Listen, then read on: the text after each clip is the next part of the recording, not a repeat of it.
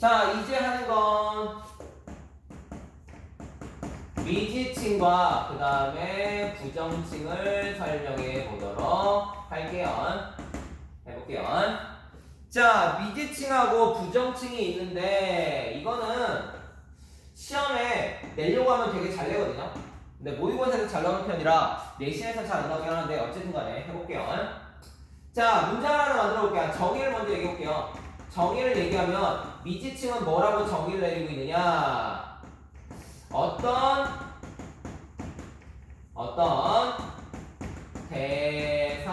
대상인지 뭐 할 때 쓰는 거냐? 모를 때 사용하는 걸 말하고요. 부정칭이라는 건 뭐라고 얘기를 꺼내느냐? 정해지지 않은 대상을 말할 때 쓰는 걸 부정칭이라고 불러요. 자, 예시로 만들어 보도록 하겠습니다. 예시로 만들어 보도록 하겠습니다. 너는 무엇을 먹을래? 라고 물어본다고 쳐봐요. 그러면 대답을 하죠. 뭐라고요?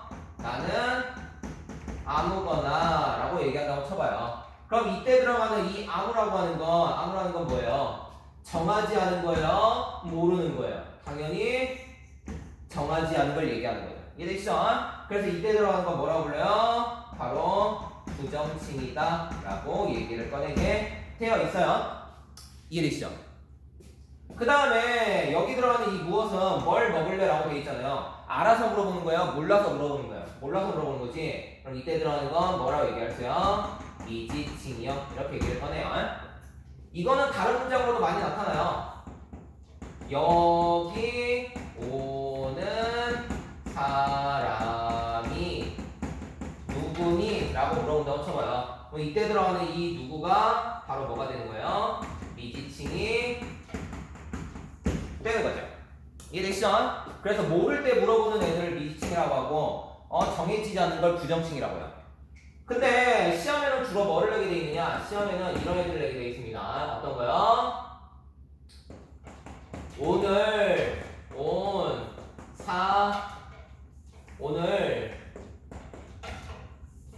할까? 누구가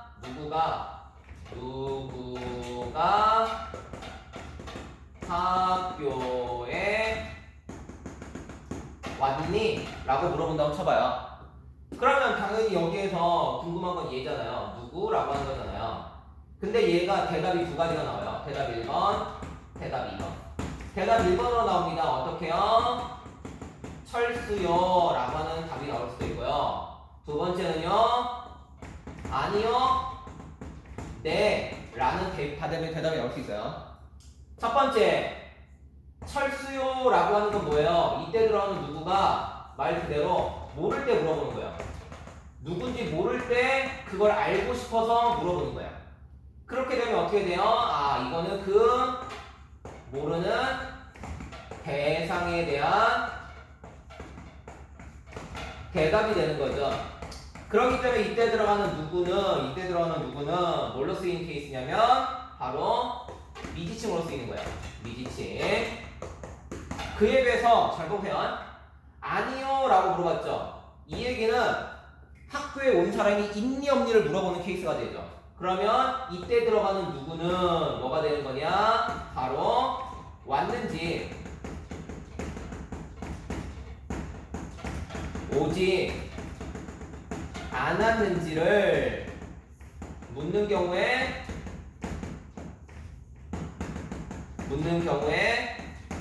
대한 대답이 돼요.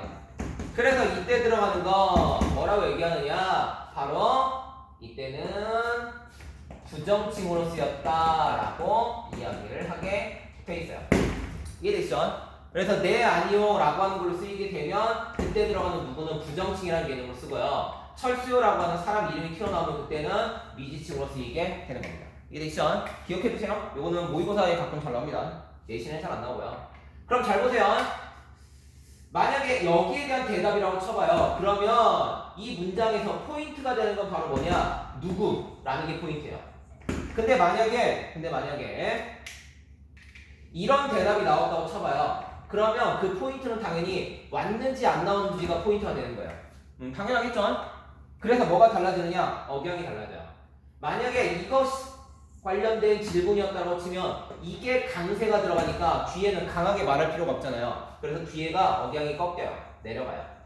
근데 이런 식의 대답이 나온다는 얘기는 왔니 안 왔니가 중요한 포인트가 된다는 얘기잖아요. 그래서 여기를 강세를 줘야 돼서 이 경우는 올라가게 돼요.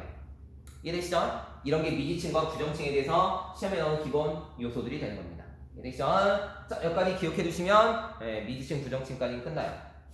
자, 그러면 대명사도 했으니까 남아있는 게 하나 있죠. 그게 바로 뭐예요? 수사가 남아있죠. 옆에다가 수사까지 같이 할게요. 수사를 얘기해보면 수사는 수 관련된 단어들을 얘기합니다. 물론 이때는 양수사네, 서수사네에서 들어가긴 해요. 순서를 나타낸다, 뭐 양을 센다 이렇게 들어가는데 그건 중요하지 않고 핵심은 뭐가 되느냐? 앞에서도 얘기했지만 수 관형사와 뭐를 수사를 뭐 할 수 있어야 된다? 변별할 수 있어야 된다라고 수없이 얘기했죠. 이해되시죠? 구분법은 뭐라고 했어요? 구분 기준은 뭐라고 얘기했어요? 수사는 체연이니까 뒤에 뭐가 붙어요? 조사가 붙을 수 있죠. 하지만 수관형사는 조사가 결합할 수 있다 없다? 없다. 이렇게 얘기하는 거예요. 뭐만 이해되시죠? 할 수 있어야 돼요. 그래서 앞에 들었던 예시문을 다시 만들어주면 예를 들어서 한 사람이 있다라는 예시와 그 다음에 하나의 책이 있다라고 얘기를 꺼내봐요. 그럼 당연히 앞에서 예를 들었지만 이때는 의가 결합하잖아요. 이게 바로 관역격이잖아요. 관역격이 결합하니까 이때 들어가는 하나는 수사가 돼요? 아니면 수관형사가 돼요? 당연히 수사가 되겠지. 수사가. 하지만 이때 들어간 한은 뒤에 있는 사람을 수식하고 있는 건 맞지요. 하지만 여기에는 한의 이런 게 결합할 수가 없잖아요. 그러니까 얘는 당연히 수관형사구나 라는 걸 알 수가 있죠. 이해되죠? 다른 예시를 만들어 볼게요.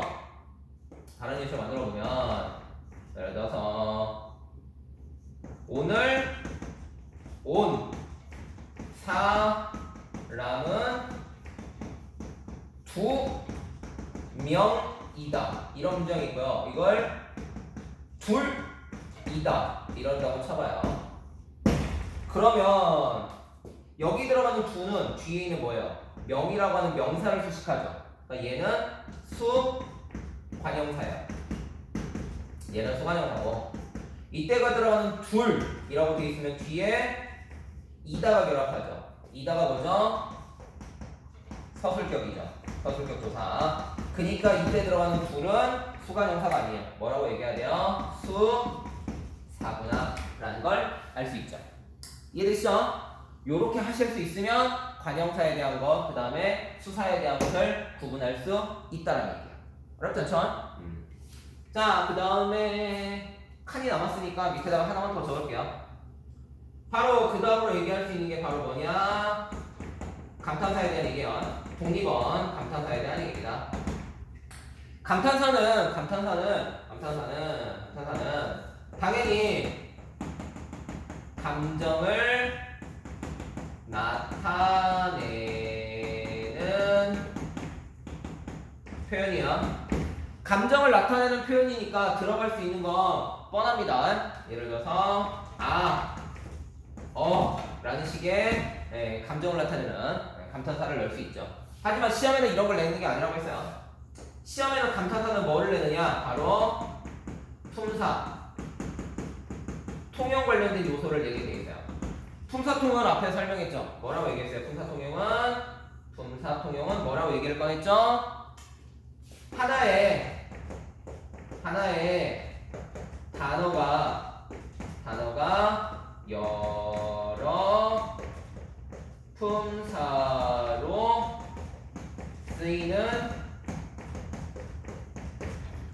지우라고 얘기를 꺼냈죠. 이런 걸 품사통용이라고 부른다고 했어요. 자, 이걸 지우고 옆에다가 예시를 쭉 써보도록 할게요. 품사통용의 예시는 잘 기억하고 가세요. 품사통용의 예시를 만들어 보면 대표적인 게 바로 뭐가 되느냐? 앞에서 얘기했었던 있다죠. 있다가 앞에서 소재와 소유로 쓸 수 있다고 했죠. 기억나시죠? 소재로 쓰이게 되면 동사고, 소유로 쓰이게 되면 형용사고라고 설명을 했죠. 기억나시죠? 두 번째로 많이 쓰는 게 바로 밝다잖아요. 밝다가 말 그대로 이렇게 쓰이는 경우가 있죠. 예를 들어서 날이 이렇게 쓰이는 경우가 있고요. 두 번째 그냥 밝다로 쓰이는 경우가 있죠.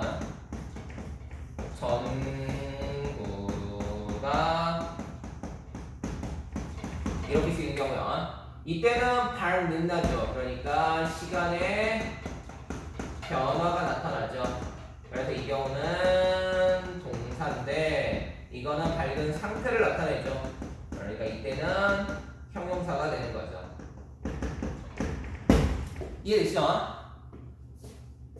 이거 비슷한 게 이제 바로 뭐냐? 정말이라는 단어가 있어요. 정말이라는 단어가 있습니다. 정말. 감탄사 나오면 맨날 얘가 예시로 나와요.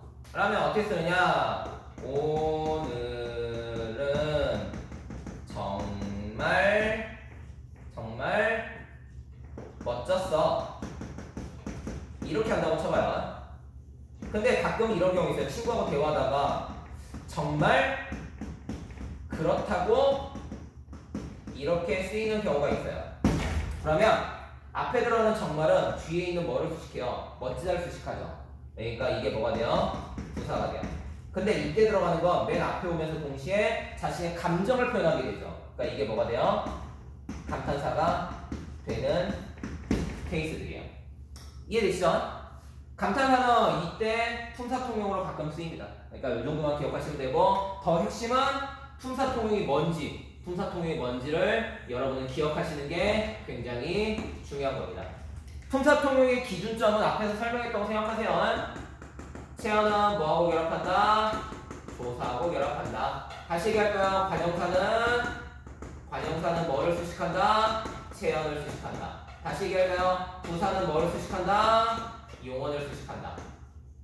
이렇게 기억하시면 크게 어려움 없이 품사통용에 대한 걸 할 수 있습니다. 이해되시죠? 자, 이렇게 해서 품사는 끝냅니다.